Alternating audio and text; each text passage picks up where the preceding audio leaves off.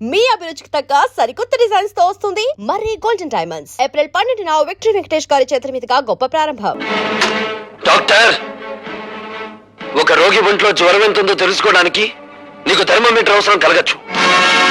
ఒక పేషెంట్ ఒంట్లోని రక్తపు పోటును రీడ్ చేయడానికి నీకు బీపీ అపారటస్ అవసరం ఉండొచ్చు. కానీ మా అమ్మను నువ్వే చంపావని చెప్పడానికి నాకు థర్మోమీటర్ అక్కర్లేదు, బీపీ అపారటస్ అంతకన్నా అవసరం లేదు. నీ ముఖానికి పెట్టిన చెమటే చెప్తుంది నువ్వు ఆ తప్పు చేశావు అని. మా అమ్మ కడుపులో నుంచి బయటపడ్డప్పుడు నేను ఎలా ఉన్నానో నేను చూడలేదు. కానీ బూడిదైపోయిన మా అమ్మ కడుపులో నుంచి బయటపడ్డ ఈ కత్తెరను చూశాను. దీన్ని నువ్వే ఆవిడ కడుపులో పెట్టి మర్చిపోయి కుట్లు కుట్టేశావు కదూ? చంపచ్చు. ఏ నీ ప్రాణం మీద నీకు అంత తీపిగా ఉందా? మనిషిని కాపాడటానికి నీ జీవితాన్ని ధారపోస్తానని మానవత్వ శాస్త్రం మీద ప్రమాణం చేసి వచ్చిన నువ్వు మాట తప్పావు. అందుకే నేను మానవత్వ పంచులు దాటి నరరూప రాక్షసుడుగా మారి మా అమ్మను అన్యాయంగా మట్టిలో కలిపిన నిన్ను మట్టిలో కలిపేస్తాను.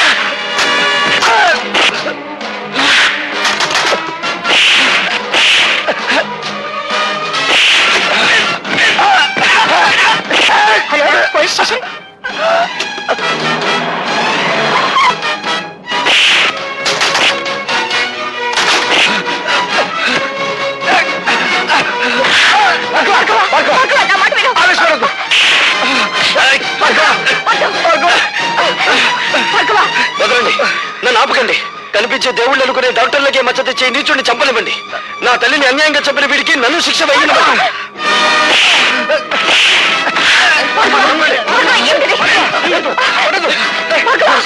ఈ హంతకుడు నా ప్రాణాలు తీస్తున్నాడు, మీరు అరెస్ట్ చేయండి. నేను కాదు హంతకుడిని, మనుషుల ప్రాణాలు తీసి నువ్వే హంతకుడివి. 5,000 లంచం తీసుకున్న కిరాయి హంతకుడివి నువ్వేరా? నువ్వే.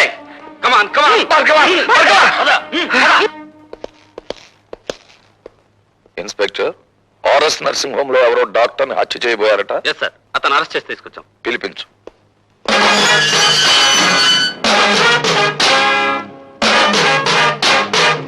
నీ పేరు? భార్గవ. నువ్వా? మీ అన్నయ్యను కాపాడినప్పుడు చట్టానికి చుట్టాన్ని, ఇప్పుడు చట్టానికి ముద్దాయిని. అంటే నువ్వు చేసింది నేరం కాదంటావా? చీఫ్ ఇంజనీర్ గారిని చంపుతున్న మనుషుల్ని ఒకప్పుడు కొట్టాను, ఇప్పుడు తప్పు చేసిన డాక్టర్ని కొట్టాను. అది నేరమైతే ఇది నేరమే. ఆపరేషన్ జరిగిన తర్వాత పేషెంట్ ప్రాణం పోతే అది హత్య కాదు. అంటే మనుషుల్ని చంపడానికి మీరు డాక్టర్లకి ఇచ్చిన లైసెన్స్ అది? మీకు నేరస్తుల్ని కొట్టడానికి లైసెన్స్ ఉన్నట్టే వాళ్ళకి మనుషుల్ని చంపడానికి లైసెన్స్ ఉంది. జడ్జీలకు దోషి ఎవరో నిర్దోషి ఎవరో తెలియకపోయినా శిక్ష వేసే లైసెన్స్ ఉంది. Am I correct?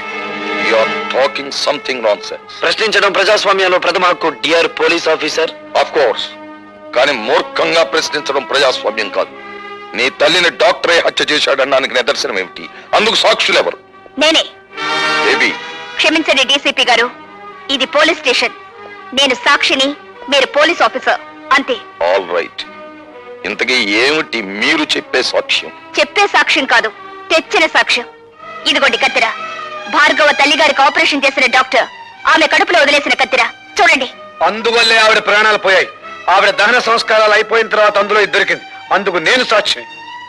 ఇప్పుడు చెప్పండి ప్రతాపరావు గారు, ఒక డాక్టర్ తన నిర్లక్ష్యం మూలంగా మా అమ్మను చంపడం నేరం కాదా? ఏమిటలా తెల్లబోయి చూస్తున్నారు? ఇంకా నన్ను ఏ సెక్షన్ ప్రకారం ఇక్కడ అరెస్ట్ చేసి ఉంచవచ్చునని ఆలోచిస్తున్నారా? ఒక పోలీస్ అధికారి మీద తిరగబడి మాట్లాడినందుకు సెక్షన్ 321 ప్రకారం ఇక్కడ అరెస్ట్ చేసి ఉంచవచ్చు. లేదు, తల్లిని చంపిన డాక్టర్ని హత్య చేయబోవడం నేరమేనని సెక్షన్ 306 ప్రకారం ఇక్కడే ఉంచవచ్చు. ఇన్స్పెక్టర్, భార్గవ్ మీద ఫైల్ చేసిన ఎఫ్ఐఆర్ తీసుకురా.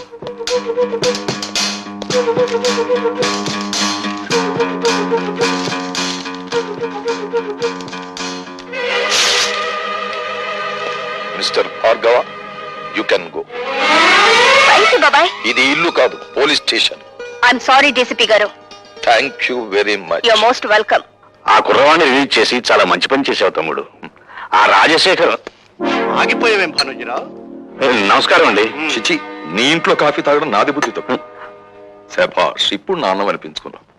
నాకు మర్యాదలు చెయ్యకపోతే నేనేం బాధపడను భానుజీరావు, కానీ ఇప్పుడు చెప్పబోయే పని చెయ్యకపోతే ఆగ్రహించవలసి వస్తుంది. మర్యాదగా కాగితం మీద సంతకం చెయ్యి. ఏమిటది? ఆ భార్గవ్ గారి ఊస్టింగ్ ఆర్డర్. ఎందుకు పూష్ చేయాలి? ఎందుకంటే బాధ్యత గల ప్రభుత్వోద్యోగి అయ్యుండి కూడా మా ఆసుపత్రిలో ఒక డాక్టర్ ని దారుణంగా కొట్టి మర్డర్ చేయబోయాడు కనుక. అది వాళ్ళిద్దరి మధ్య జరిగిన కొట్లాటే గాని ఘర్షణ కాదు. కొట్లాటలో మీరు ఎప్పుడైనా రేపరేగా ఉన్నారా? షటప్. చట్టం నోరు నువ్వు మూసి మావాడి నోరు మూయాలని ఎందుకు చూస్తావు ప్రతాపరావు? ఆ భార్గవ్ గారి మీద ఏ సెక్షన్ ప్రకారం చర్య తీసుకోవాలో కావాలంటే నేను నీకు చెప్తాను. ఏదో ఒక సెక్షన్ ప్రకారం ప్రతి మనిషి మీద యాక్షన్ తీసుకుంటే ఈ దేశంలో ఉన్న చాలా మంది రాజకీయవేత్తలు అసెంబ్లీలోనూ పార్లమెంటులోనూ ఉండరు, జైళ్లలో ఉంటారు. నేను జైల్లో ఉండొచ్చిన వాళ్ళవేలే. గర్వపడిపోకండి, అక్కడికే పంపిస్తాం, మళ్ళీ తిరిగి రాకుండా. ప్రతాపరావు అని గనుకే చెప్తున్నాను. నడి రోడ్డు మీద చిందిన ఆ ఇంజనీరు రక్తం నా కళ్ళల్లో కదలాడుతూనే ఉంది. నా కళ్ళు మిమ్మల్ని వేటాడుతూనే ఉన్నాయి. మామూలు వేట కాదు, రాజకీయ వేట. ఓకే ఓకే, నేను చూస్తాను. అనరా తమ్ముడు. అట్లాగే.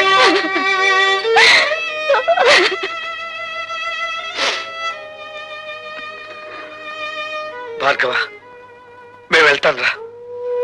శంకర్, పసితనంలో తండ్రి మోసం చేసి వెళ్ళిపోయాడు. ప్రయోజకుడయ్యానని తెలిసిన మరుక్షణం అమ్మ మోసం చేసి వెళ్ళిపోయింది. ఇక నన్ను ఒంటరివాణ్ణి చేసి మీరు కూడా వెళ్ళిపోతారా? వెళ్ళిపోండిరా, వెళ్ళిపోండి. భార్గవ, అభిమానం కోసం ఆప్యాయత కోసం ఆరాటపడే నీ మనసుకి ఏ లోటు రానివనరా.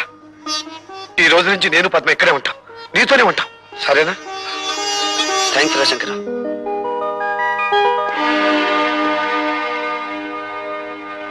Good morning everybody. Good morning sir. ఆగండి సార్, అక్కడే ఉండండి సార్. ఇంత అదృష్టవంతమైన మీకు ఈ దండ వేయకుండా అడుగు ఒక్క స్టెప్ కూడా ముందుకు వేయనివ్వను. అతను తెల్ల పూల దండ తీసుకొచ్చాడు, నేను గులాబీ పూల దండ తీసుకొచ్చాను. ఇది వేయించుకోవాలి అదృష్టవంతులు గారు. సారీ, ఆ కుర్చీలో కూర్చోబోయే మనిషి మహర్జాతకుడు అని మీరు అనుకుంటున్నారేమో, కానీ ఆ సీట్ ఖరీదేమిటో తెలుసా? ఇంత అని చెప్పడానికి వీల్లేనంత ఖరీదైంది. కొన్ని లక్షలు. మీరు అనండి చాలు, 50-50 బేసిస్ లో లాగించేద్దాం. ఇదేమీ డ్రై ఏరియా కాదు సార్, ఇక్కడ లంచాల పంటలు బాగా పండుతాయి. Believe me. Shut up. ఈ ఉద్యోగాన్ని నా తల్లి ప్రాణాన్ని పణంగా పెట్టి సంపాదించుకున్నాను. థ్యాంక్స్ అండి. ఎందుకు? సరిగ్గా నా టేబుల్ ముందు నుంచి నడిచి వెళ్ళేటప్పుడు అందరికీ పెన్నులు, పెన్సిళ్ళు, ఫైళ్లు జారి పడుతుంటాయి. మీకేం జారి పడలేదు.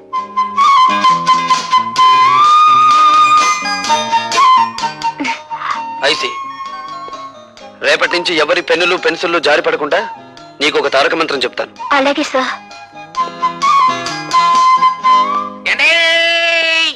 ఆగండి బాబు, ఆగండి.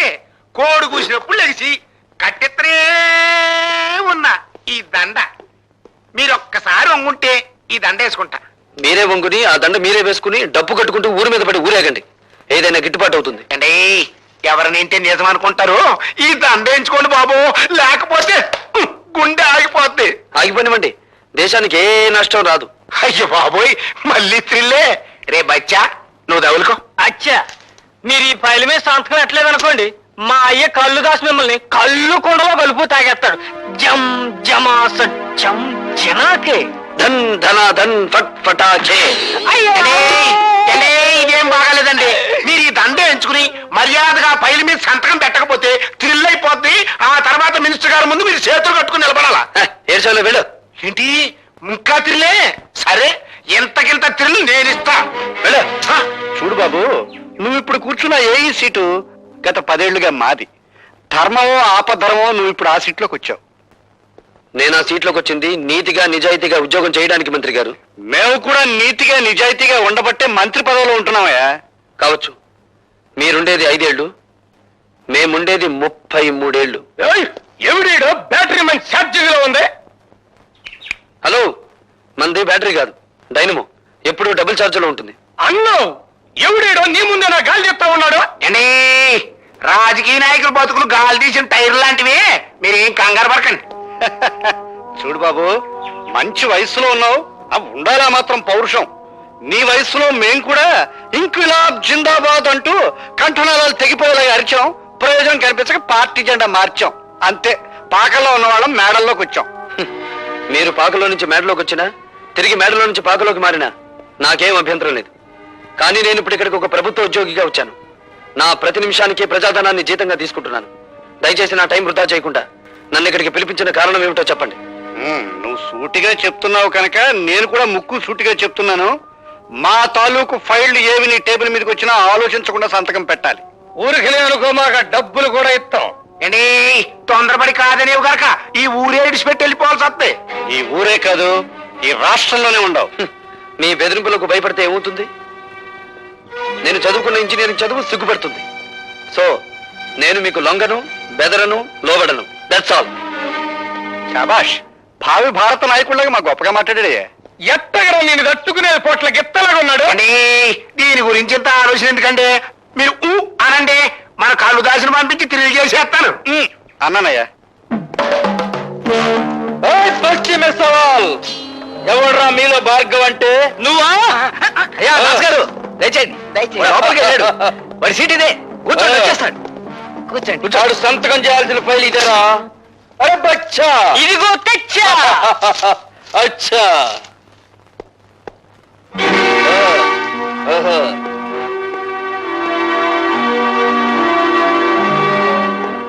ఎవడ్రా నువ్వు? అరే బచ్చా. అచ్చా, నే చెబుతానైనా. ఈయన మా నాయన, పేరు కల్లుదాసు. శాంతంగా ఉంటే కొండల కొండలు కళ్ళు తాగుతాడు, కోపం వస్తే పీపాలకు పీపాలు రగతం తాగుతాడు. రై, ముందా కుర్చీలోంచి ఏయ్, జం జమాస చం చినాకే. ధన్ ధన ధన్ ఫట్ ఫటాకే. ఏయ్, నా కొడుకునే కొడతావురా? నోరు జారితే నిన్ను కొడతాను. పనుండొచ్చాను గనక నిన్ను వదిలిపెడుతున్నాను. ఈ ఫైల్ మీద సంతకం పెట్టు. ఇంకో క్షణంలో నువ్వు ఇక్కడి నుంచి వెళ్ళకపోతే ఈ ఫైల్ మీద కాదు, నీ కీళ్ల మీద పెడతాను సంతకం. ఏయ్, ఇది గవర్నమెంట్ ఆఫీస్ అయిపోయిందిరా. లేకపోతే నిన్ను కళ్ళు కొండలో కలుపుకు తాగేసేవాడిని. ఆఫీస్ అని వెనకాడుతున్నావా? నీ ఇష్టం. ఎక్కడికి రమ్మంటావు చెప్పు. సాయంత్రం 5 గంటలు దాటాక నీ పేటకి, నీ వీధికి, నీ ఇంటికి ఎక్కడికి రమ్మంటావు చెప్పు. అక్కడికి వచ్చి తంతాను. ఏయ్, జం జమాస ఫట్ ఫటాకే. సాయంత్రం కొండ దగ్గరకు వచ్చి మా నాయనతో కలవాడు, అప్పుడు చేద్దాం. ఇప్పుడు ఈ గుండె పగిలినట్టే నీ బాబు పట్టుకొని పగులుతుంది. వెళ్ళండి. హలో. హాయ్ భార్గవ. హాయ్. సాయంత్రం 5 గంటలకి మనం పార్క్ లో కలుసుకోబోతున్నాం. సారీ, ఇప్పుడే ఒక రౌడీకి అపాయింట్మెంట్ ఇచ్చాను. సాయంత్రం 5 గంటలకి ఊరి బయట కొండల మధ్య కొట్టుకుందామని. జోకా? కాదు, నిజం.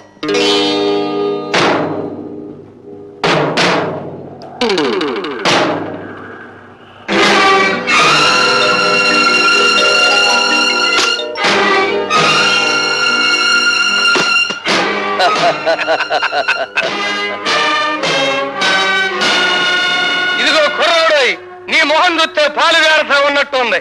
పల్నాటి యుద్ధంలో బాలచంద్రుడిలాగా, పద్మవ్యూహంలో అభిమన్యుడిలాగా నిన్ను చంపడం నాకు ఇష్టం లేదు. మర్యాదగా ఫైల్ మీద సంతకం పెట్టి ఆ డబ్బు తీసుకో. సంతకం పెడతాను, ఫైల్ మీద కాదు, మీ లైఫ్ మీద. ఓయ్, నన్ను రెచ్చగొట్టలాగా మన బ్యాటరీ ఛార్జింగ్ అయిపోతా ఉంది. అయితే నీ బ్యాటరీని డౌన్ చేయమంటావా?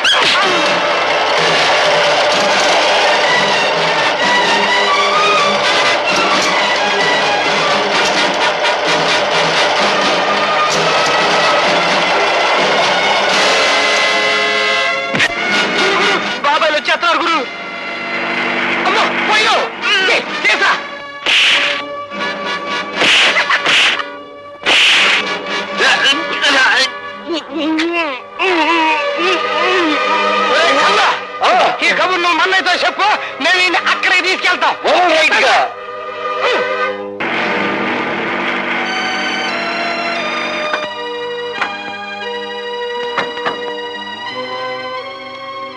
లత, భార్గవ వెధవ ఎక్కడ కనిపించడే? ఇక్కడికే రౌడీలతో ఫైట్ చేయడానికి వచ్చాడని చెప్పావు. నిజంగా అతను చెప్పాడు బాబాయ్. ఏందే చిరునవ్వులు నవ్వుతున్నావు? శాతగా ఇక్కడ తీసుకొచ్చి పారేసావనా? కత్తులతో పొడుస్తావు రన్నా అంటే వద్దు, రోజా దగ్గర తీసుకెళ్ళు, అది సొరక